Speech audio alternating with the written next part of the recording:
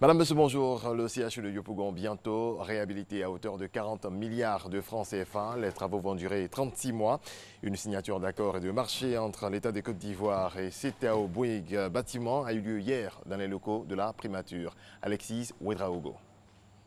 Dans 2 jours, le CHU de Yopougon sera entièrement fermé. 36 mois de travaux pour le mettre aux normes internationales et garantir la bonne santé des populations. Ce mardi à la primature, les signatures de marché pour la réhabilitation du CHU ainsi que la signature de marché pour la construction de 5 services neufs ont eu lieu. Il s'agit donc d'un marché public de conception de travaux et fourniture d'équipements médicaux et non médicaux pour la restructuration, la réhabilitation et l'équipement avec le groupe CTAO Bouygues Bâtiment International pour un montant de 40 milliards 819 millions de francs. Il concerne également 5 services neufs, à savoir un service neuf de traumatologie à l'hôpital général de Toumoudi, d'un service neuf des urgences à l'hôpital général de Daoukro, d'un service neuf des urgences au centre hospitalier régional de Séguéla, d'un service neuf d'imagerie médicale au centre hospitalier régional d'Abangourou et d'un noyau chaud à l'hôpital général de Bouna avec l'opérateur Agentis International pour un montant de 22 milliards 200 millions de francs. Et les partenaires se veulent rassurants. Donc on sera très heureux de démarrer les travaux le plus rapidement possible, je dirais juste en suivant la fermeture du CHU de Yopougon. On enchaînera immédiatement pour qu'il n'y ait pas de rupture et que le délai des travaux soit optimisé. La société Agentis est fière d'apporter modestement sa contribution au rapprochement de l'administration sanitaire des populations à l'amélioration des indicateurs de santé.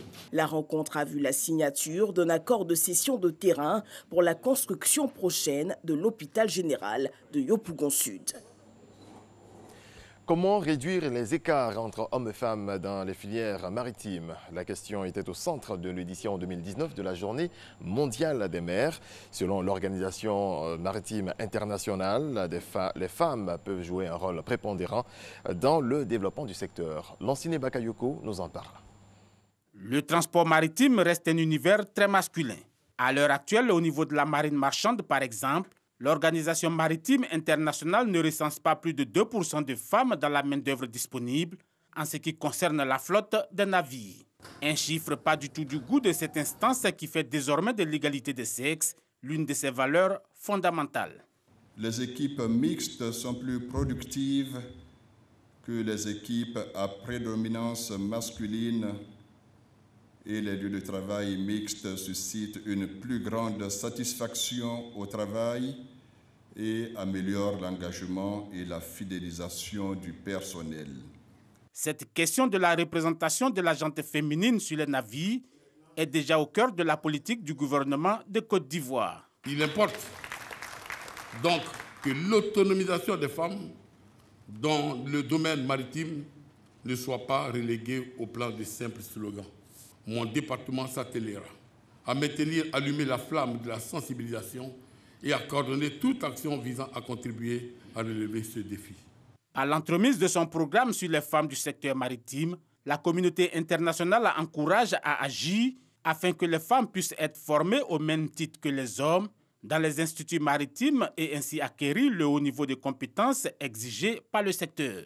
La tradition est maintenant bien installée pour attirer l'attention des décideurs et du grand public sur l'importance de la mer et la nécessité de la préserver, ainsi que pour souligner les actions de cette institution visant à garantir une navigation sécurisée. Mais ces déclarations bien intentionnées ont besoin de s'adapter à la réalité de la vie à bord.